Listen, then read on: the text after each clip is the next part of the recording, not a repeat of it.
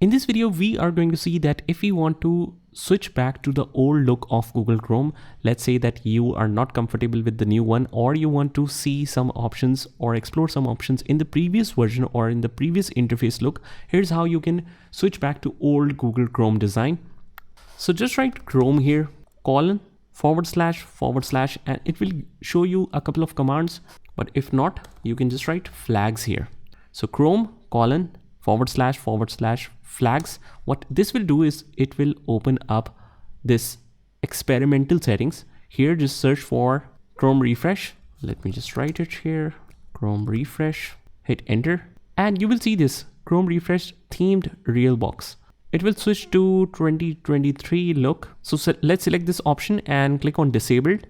And after that, just click or hit relaunch from the bottom. And here is how you can switch to the older view of Google Chrome. Now, just remember, it will not take you back too old. It will bring you to 2023 version. So this is how you can do it. Just try this by yourself, and I will see you in the next one.